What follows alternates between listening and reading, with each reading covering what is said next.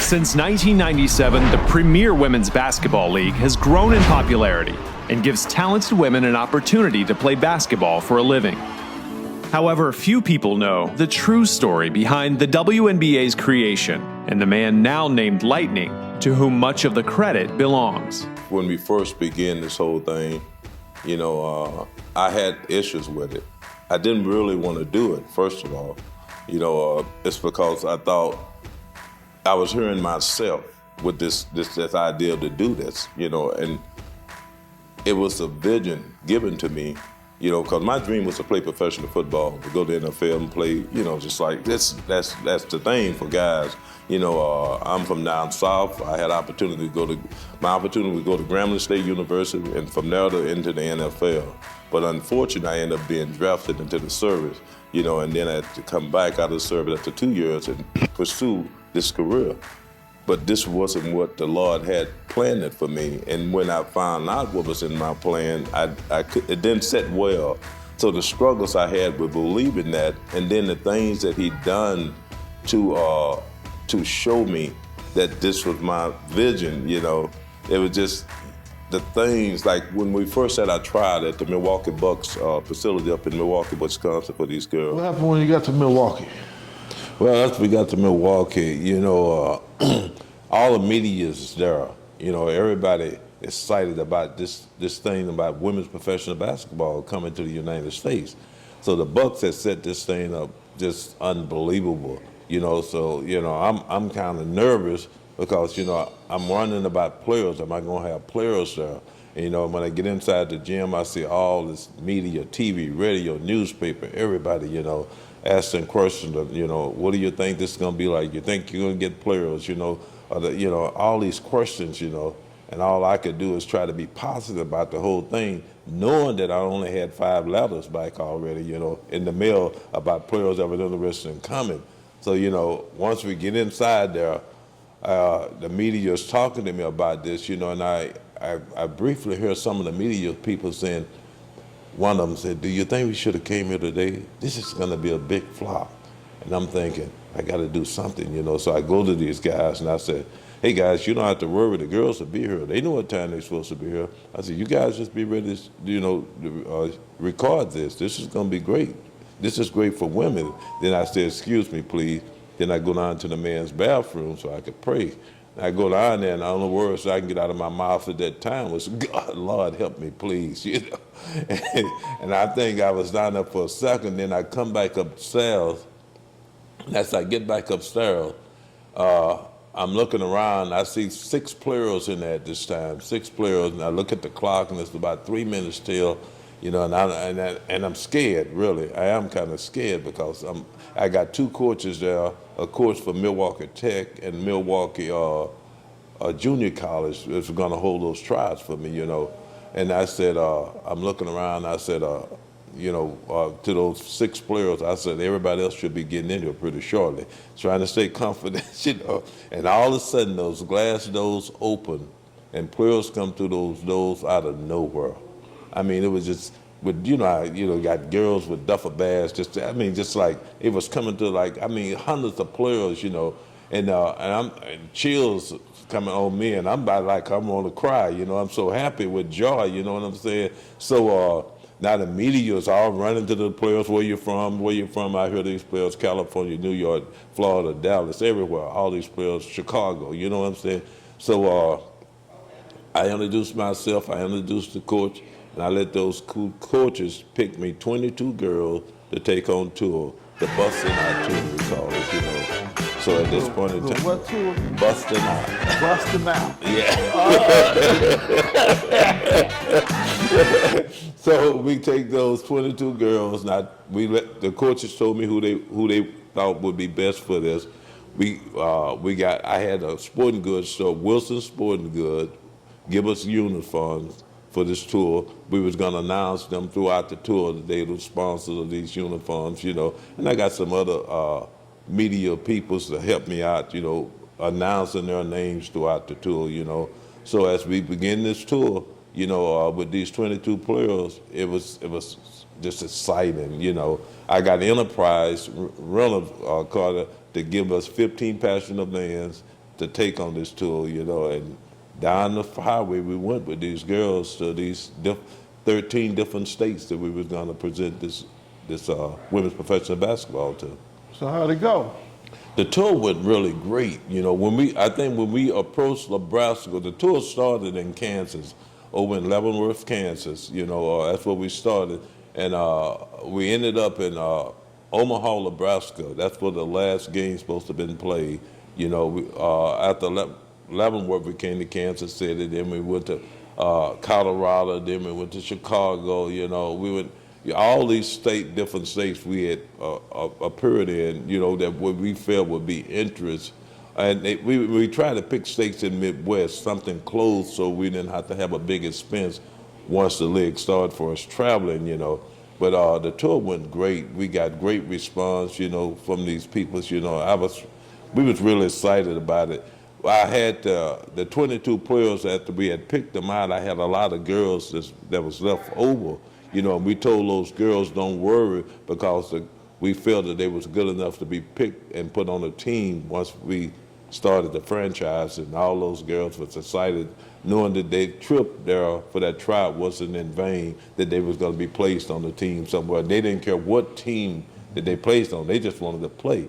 They wanted to help be a part of something great, something that was positive for bringing women's professional basketball to the United States. They know that they was going to be pioneers, and they honored that. These was college graduates with degrees to go and work at various schools and universities, coaches and teachers and stuff like that at company. But these players decided to stay with us and make this happen for women here in the United States. That's beautiful. What happened to them? What the girls doing now? Okay, most of those girls right now are coaching at some university, or they working at some university as a professor, or they in some major companies, running major companies, All those girls, got good sound jobs, but my thing after those girls, and after what these girls had done, was to take this story further. I wanted the world to know what these girls had accomplished, what those girls had done, and that was my next goal, to take the story somewhere else, take it to the world. Let people, let these kids and young girls know that, we're here for a reason. And don't give up on your dreams, because everybody got dreams. Everybody wants to be something, So I want to encourage them not to give up on their dreams. God didn't create you just to be here, and then, you die and that's it. You created for a purpose, and I want them to understand that, So with the league itself, what happened? Okay, after after the NBA launched this announcement that they were going to create, we had existed now from 93 to 1995. You had a what? We had existed that long, 93 to 95. No major sponsors, only by the grace of God. Wow. We done ran this league 3 consecutive years. Women's professional leagues that came in the past, and they had folded. But all those leagues that had came in the past, they didn't have the right structure, the right floor plan. They came, they had big money. Some of those leagues started with millions of dollars. They had big money. But, I remember one of the leagues, and I think Will Chamberlain was involved with it, and they had a lot of money behind that league. But that league folded after 2 years, I think, and various other leagues that came and folded. I think the biggest problem with those leagues, they all came and they presented their ideal at the wrong time frame, because they all came and they played during the same time that the NBA was playing, that college was playing, that high school basketball was playing. Wrong time. God told me this was the key. God told me when He gave me the idea to create this league, it had to be a spring-summer women's professional basketball league. I said, "Whoa, Lord, you don't understand. Basketball is played in the winter, not spring-summer." No, you don't understand. It's spring-summer. He said, because spring-summer you compete with baseball only. Baseball only. So baseball people is going to watch baseball, but basketball people is going to watch basketball if you make it interesting enough to them. And you got the game plan to do that.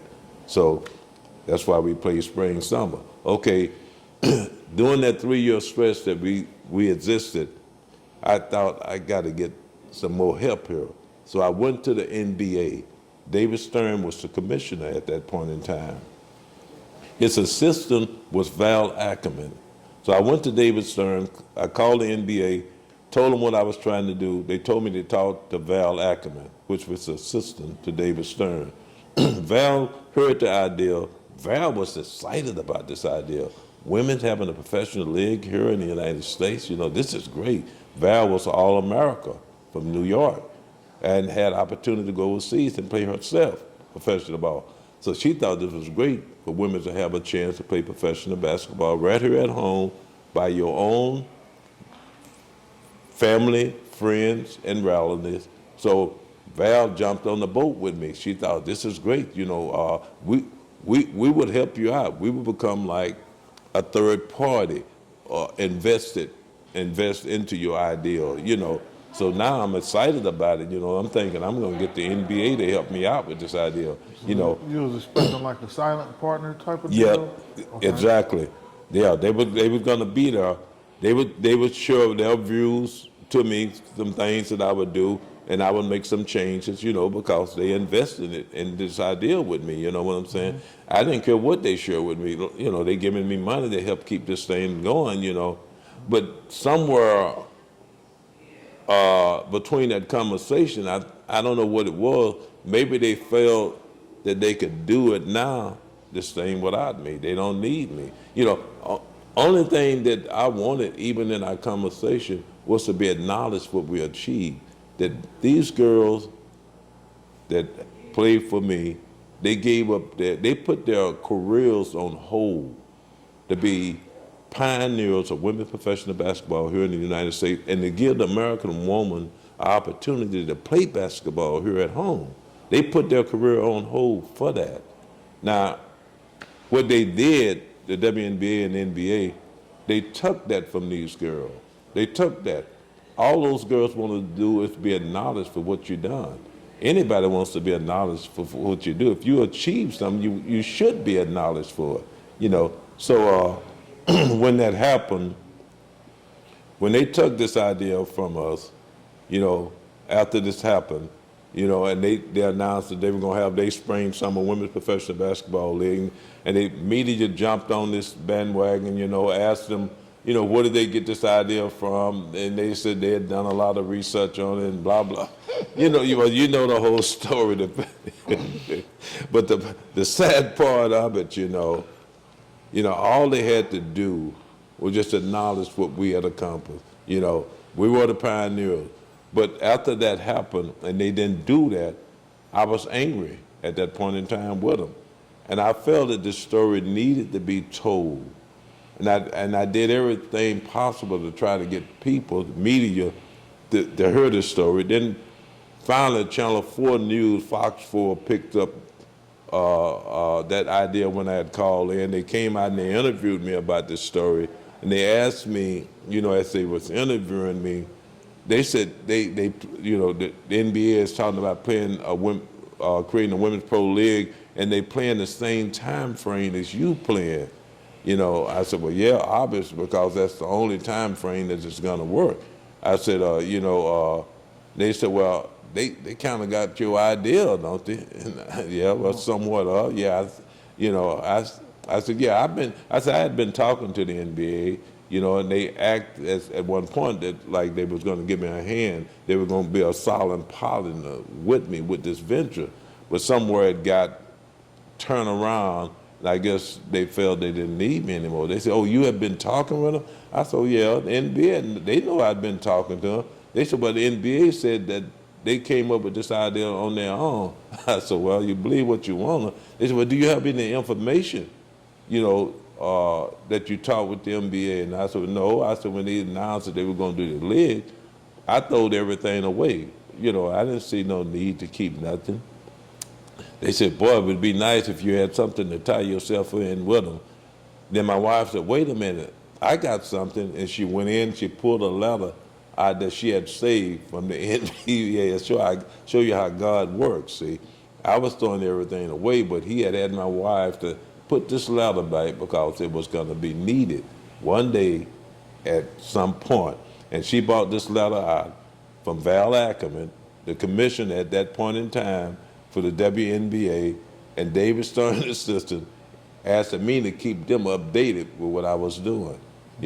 This letter was written back in 1993, although they started their league in 1996.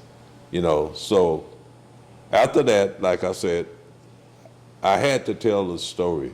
So I started looking for opportunities to tell the story so people could know what my girls had accomplished, so they'll know what was put in for women to be able to play professional basketball here in the United States. And I went over to the Negro League Baseball Hall of Fame there, and I was walking around in there, and as I looked in there and I could see the history there, I thought, man, our story needs to be told just like that somewhere, somebody, And again, how God works. Here come this gentleman up to me.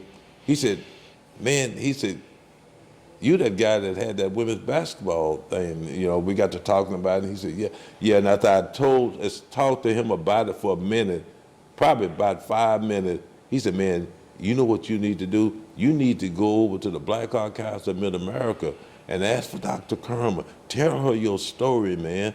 And then I thought, well, I said, "Where's it at?" He said, "Just right around the corner from where we at," So I took a trip over here, and I come in, and I said, "I would like to speak with Dr. Kerman," and the lady said, "Well, may I have your name and everything?" I told her my name and everything. Then she said, "Well, what would you like to speak with her about?" And I said, "Well, I want to share something with her." Then she got me the appointment to meet with Dr. Kerman. I went up, I met with Dr. Kerman, and I shared my story with her. And after I shared this story with her, she would not let me leave this building until she knew that she can do this story right here. And by the grace of God, this is why we have this room, by the grace of God, the Women's Basketball Hall of Fame room, because she thought that this story needed to be told after she heard it. She didn't want to just hear it and let it go in one ear and not the other one. No, she made sure that this story was going to be heard, and I thank God for her. Well, she's a visionary like that. I remember when I met you up here. Yeah. And you said, "Well, Jason, I'm expecting maybe 40 girls to show up. We were scheduling your event." And I said, "All right, well, we have this space here and this space here." And you was excited. And you were so excited, I was excited. And we got to looking at the spaces, and none of this stuff was over here then. This wing was bare. Right. The FEC had left the place kind of tore up, in bad shape. So we had the room. And we was working on the other side of this west wing, and we decided that we'd probably try to hold it around this little space where the coffee shop is now. Right. And about a week before the event, you came to me again. You said, "Mr. Jason, we may have a problem." And I was like, "What's up, Mr. Lightning?" He said, "Well, I've been hearing from the girls, and they're all so excited that we may get a few more to show up." All right. And I was like, "How many is a few, Mr. Lightning?" He said, "Well, we might get 60 or 80 people here." And I said, "Well, okay, we're going to design this room upstairs for an overflow. Just in case." Right. Hundreds of women showed I know. up around me. And there was so many people. Right. Doc said, we need to get a basketball and see if we can get the girls to sign the basketball. Right. So I took off and ran to the sports store right quick while the building was full and busy, and they was upstairs watching your video and listening to you speak. And when I got back with the ball, the energy was just so positive and uplifting, and everybody was just so happy to be a part of that. Yeah.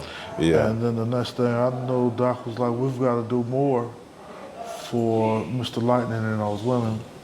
And we had decided to do like a little basketball floor and a bigger tribute. And then once we got to sizing it up, she said, oh, we got to do better than this.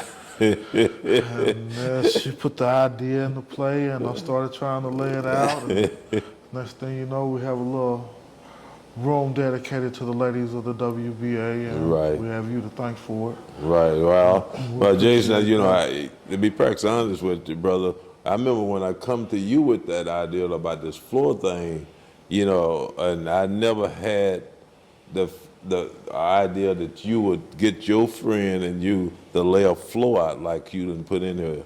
I mean, you know, this is a mind blower, you know, this floor thing. You know, and like you said, when I told you about those girls, I had no idea that we would have that many people up there at that event. I mean, we had people out in the hallway. We didn't even have enough seats for them. You know, I know, and I'm thinking, man, I said, the people, as I walked outside the door, I saw all these people in the hallway.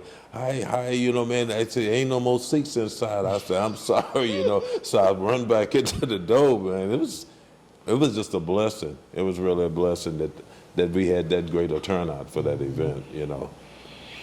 So what are your plans for ladies nowadays?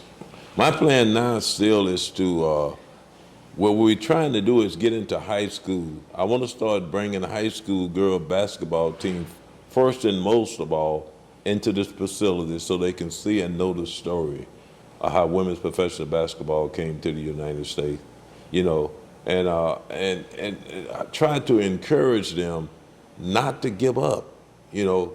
I mean, look what God took and turned into this, you know what I'm saying?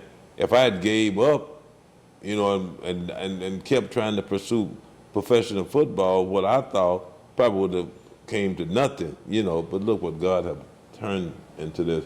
So I want girls to know, you know, just like, take for example, Michael Jordan.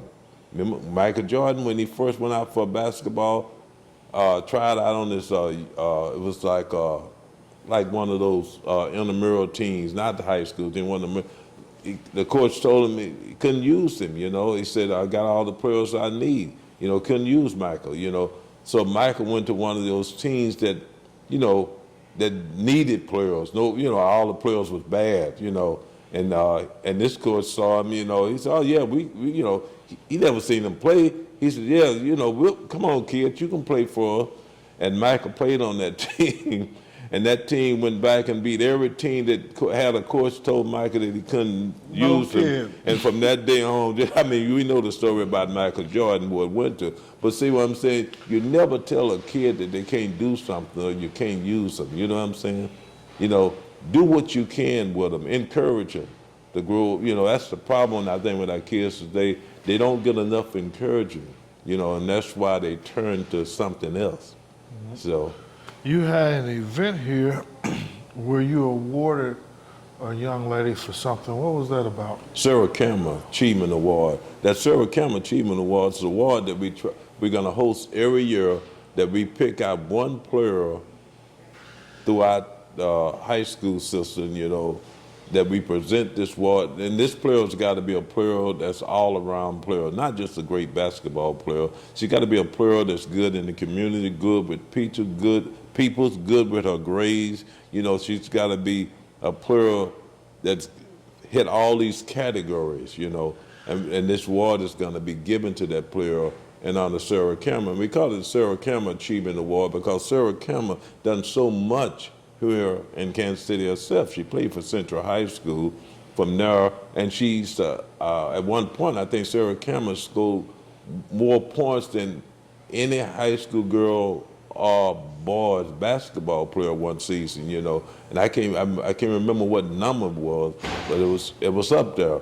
But then she go on to Mizzou, play at the University of Missouri, win a championship for them. You know, then she go on overseas and play overseas and do fantastic over there. So, you know, and then she played with the Kansas City Mustangs here on our team here, you know, and she just, you know, she was unbelievable, you know. I remember at one game that when Sarah Campbell met Martise Irie, who played for Nebraska, it was like almost like the University of Nebraska playing the University of Missouri, because they both bumped heads down. So now they bump heads on this professional team, the Nebraska Express and the Kansas City Mustang.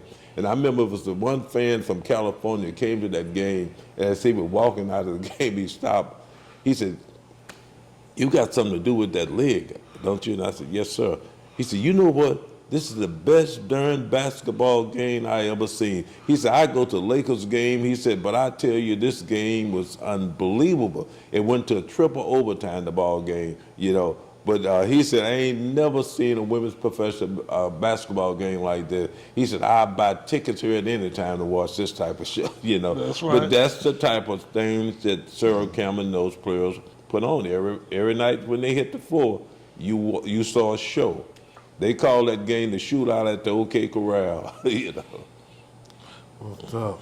Appreciate having you down here, Mr. Lightning. Not a problem. And look forward to the Sarah Campbell Award and the upcoming events you have, and seeing the smiling faces of these kids as they come through on tour.